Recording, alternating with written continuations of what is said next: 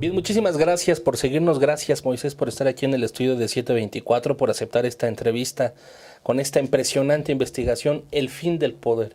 Estás trayendo este libro de debate a presentarlo aquí en 724.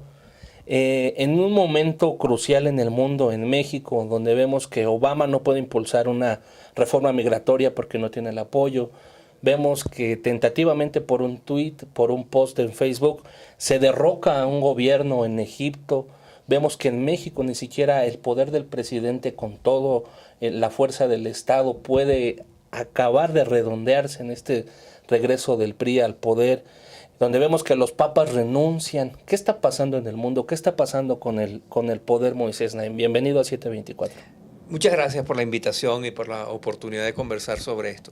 Lo que está pasando con el poder lo vemos todos los días al escuchar las noticias o al leerlas o al ver la televisión. El poder se ha transformado de manera muy fundamental en este siglo XXI y esencialmente se ha vuelto más fácil de obtener, muchísimo más difícil de usar y más fácil de perder. Esto no quiere decir que no haya centros de poder muy importantes, personas, organizaciones, empresas muy poderosas, el Pentágono, el Vaticano, las empresas petroleras, los bancos, gobiernos, Vladimir Putin, el gobierno chino, Obama, el gobierno de México, ahí todavía se concentra mucho poder. No es que no haya poder, pero tienen más dificultades para ejercerlo, como muy bien lo dijiste en tu introducción. ¿Qué es el poder? Estamos acostumbrados a ver un poder gubernamental, el poder del hombre en el mundo occidental, donde la mujer tiene menos poder, pero ya no es así. La definición clásica de poder, que es la que utilizo en el libro, es la capacidad de una persona o de una organización para hacer que otros hagan o dejen de hacer algo. Esto ha venido a dar una nueva realidad al mundo, Moisés. Vemos que se están reacomodando las fuerzas políticas, las fuerzas económicas. Quizá el mundo como se vive ahora es muy diferente gracias a lo acotado que está el poder o a lo distinto que se maneja el poder. ¿Qué tiene que ver con lo que vivimos hoy? Así es, el poder siempre ha existido y no está dejando de existir. Lo que está ocurriendo es que, como tú mismo has dicho, hay una transferencia del poder. Estamos viendo cómo el poder está pasando de Estados Unidos, Europa, a Asia. Estamos viendo cómo pasa de palacios presidenciales y palacios de gobierno a las plazas. Lo vimos en Egipto, lo hemos visto en otras partes, lo vimos en Ucrania. El poder también está pasando de grandes corporaciones que históricamente dominaban una industria a nuevas empresas recién llegadas que logran a veces desbancar y quitar del poder a quienes siempre lo han tenido, o si no, simplemente reducir su ámbito de acción. Hay dos aristas muy interesantes que, bueno, siguen en estudio y la gente no acaba de entender muy bien cómo funciona, que es el uso de las nuevas tecnologías como las tabletas, las iPads, el smartphone.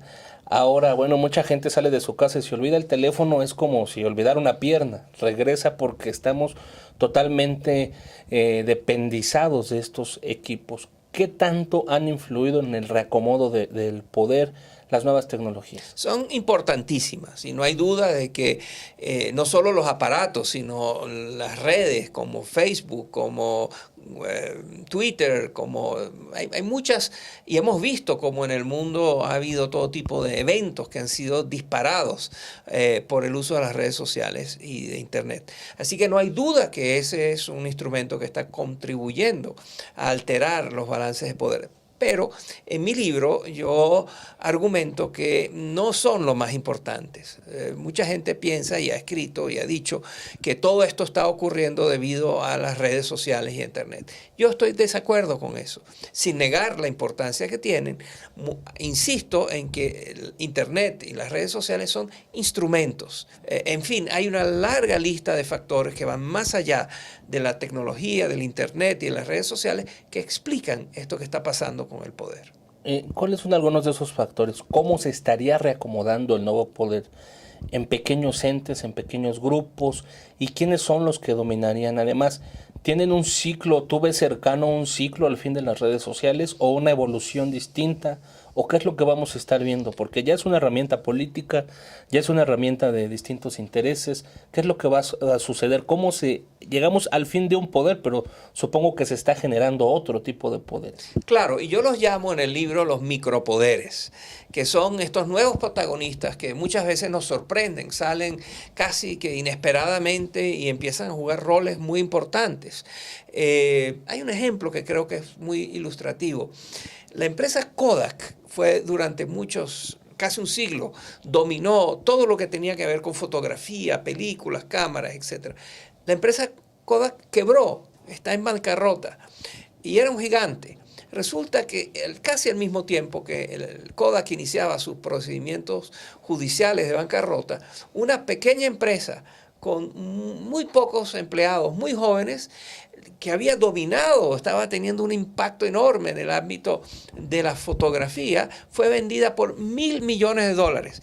Y me refiero, por supuesto, a Instagram, que es otra de estas tecnologías de Internet que está teniendo mucho éxito. Entonces, un pequeño recién llegado logra tener mucho éxito y ser un micropoder, y un jugador tradicional como Kodak está en bancarrota.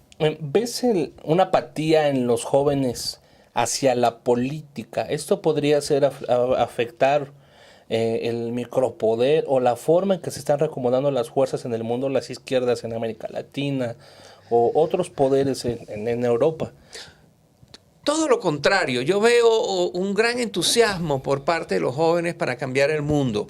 Veo muchas ganas de participar en organizaciones no gubernamentales, en meterse en movimientos que son ambientalistas, en luchar contra la pobreza, contra las injusticias, etc. En todas partes hemos visto eso. Lo que no hay y la apatía es con respecto a los partidos políticos. Los jóvenes, y realmente la gran mayoría de la gente, tiene un repudio, un rechazo por los partidos políticos tradicionales. Los sienten excluyentes, oligárquicos, elitistas, corruptos, lentos, poco modernos, aburridos, poco interesantes. Y mucho más excitante para un joven o para un idealista es meterse en un movimiento social, en una organización no gubernamental. Y eso es porque porque los partidos políticos han perdido la capacidad de atraer a la gente que tiene ideales, que quiere cambiar el mundo, su ciudad, su comunidad, su país. Y eso es muy malo.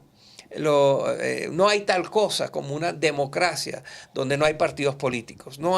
Una democracia no puede estar basada en organizaciones no gubernamentales que se ocupan de un solo tema. Ambiental o social, etc. Tiene que haber un interés sobre todo lo que implica gobernar. Entonces, yo no estoy diciendo que hay que volver a los partidos políticos tradicionales. Yo comparto la crítica de que los partidos políticos tienen todos los defectos que hacen que la gente los repudie, pero sí creo que los partidos políticos tienen que volver a reinventarse, a ser más atractivos para la gente que quiere cambiar el mundo. Tienen que ser el hogar natural para los idealistas. Tienen que ser más dinámicos, tienen que ser más capaces de aceptar e incorporar ideas nuevas a gente joven, gente que tiene ganas de hacer las cosas de maneras diferentes, y de rechazar a quienes dentro de los partidos políticos son los responsables de este desprestigio. Moisés Naim, ¿qué pasa en México? Vemos un poder confundido, la gente está confundida. ¿Realmente el presidente tiene poder? Vemos lo que está pasando en el tema de la corrupción y el narcotráfico. El poder está cambiando las fuerzas ahora de control por cómo se están moviendo las drogas. Estamos en esta crisis de los desaparecidos, los 43 normalistas. ¿Tiene que ver con el fin del poder? En parte sí. Yo todavía, como dije al principio, yo no es que estoy diciendo que el presidente Peña Nieto o que en Los Pinos no hay mucho poder concentrado o que el partido de gobierno, el PRI, no tiene importantes cuotas de poder o que el Estado en México, el sector público, no tiene mucho poder. Por supuesto que sí lo tiene. Lo que estoy diciendo, lo que dice el libro, es que al igual que en otros países, en todos los países, estos poderes que hay en México tienen más restricciones para operar. Se enfrentan con grupos regionales, con alcaldes, gobernadores regionales que operan con gran autonomía. Se enfrentan con grupos y bandas criminales que han penetrado el Estado de una manera muy significativa. Se enfrentan con potencias económicas, con grandes carteles de todo tipo, sindicales, en el sector público, en el sector de la energía, en el sector de la educación, en el sector de la banca, de las telecomunicaciones. México es un país que tiene mucha cartelización, sobre todo también en el sector público, en el sector del Estado, como dije, todos estos sindicatos que trancan el juego, todos estos sindicatos que en el sector de la energía, en el sector, por supuesto, de la educación, pero también hay empresas, ¿no?, que monopolizan canales de distribución, etcétera. Entonces, cada uno de estos es un poder en sí mismo. Todos juntos, cada uno tiene el suficiente poder para bloquear los intentos de los demás de intervenir en su área, pero ninguno, muy pocos, tienen el poder de imponer un orden. Esto es lo que se ha dado en llamar la vetocracia, y no es exclusivo de México. Es una tendencia mundial en la cual los sistemas políticos empiezan a tener una proliferación de protagonistas, cada uno con un poquito de poder, ninguno con el poder de imponer una forma de hacer las cosas. ¿El fin del poder es una buena o una mala noticia? Es una muy buena noticia. Este es un mundo, el mundo que se describe en este libro es un mundo lleno de oportunidades, lleno de posibilidad. Es un mundo donde un grupo de jóvenes puede reunirse y crear un movimiento político. Es un mundo donde un grupo de personas puede crear una empresa que puede tener más éxito de sobrevivir y de tener éxito que en el pasado. Es un mundo donde grupos marginados históricamente tienen más oportunidad de tener voz, de tener influencia sobre lo que sucede. En fin, es un mundo de más posibilidades.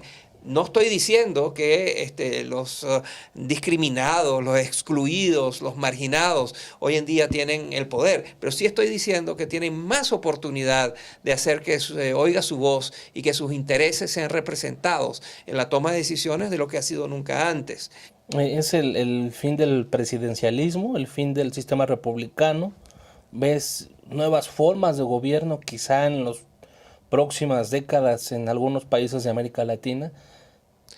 En América Latina hemos visto una tragedia que es la propensión de muchos presidentes para socavar el sistema democrático y eliminar los pesos y contrapesos que hay en la sociedad.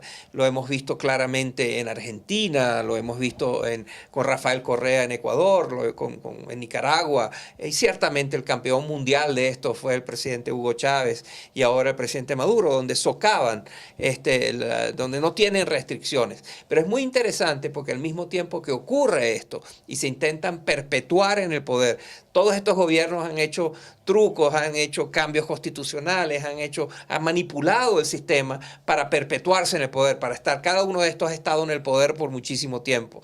Y eso va en contra de lo que es la alternabilidad democrática, contra lo que es el libre juego de diferentes poderes. Sin embargo, a medida que ellos intentan controlar el Estado a través de las instituciones, la sociedad está en plena efervescencia, la sociedad está en las calles, la sociedad se está organizando, la sociedad está buscando otras formas de canalizar sus inquietudes, de hacer que su voz se oiga, tratar de influir sobre la realidad. Y eso es algo que estamos viendo. Moisés Naim, te agradezco muchísimo que hayas visitado el estudio de 724 con el fin del poder, una tesis impresionante de lo que está viviendo hoy el mundo. ¿Con qué podemos finalizar esta entrevista? Con que todos quienes nos están viendo pueden ser protagonistas. Eso de ser pasivos observadores de la realidad y pensar que uno no puede influir sobre la realidad que lo afecta es una idea del pasado. Por supuesto que es muy difícil, es más fácil decirlo que hacerlo, pero hoy en día el mundo ofrece más oportunidades para intervenir y moldear la propia realidad, el propio destino de una persona de lo que jamás había ocurrido antes.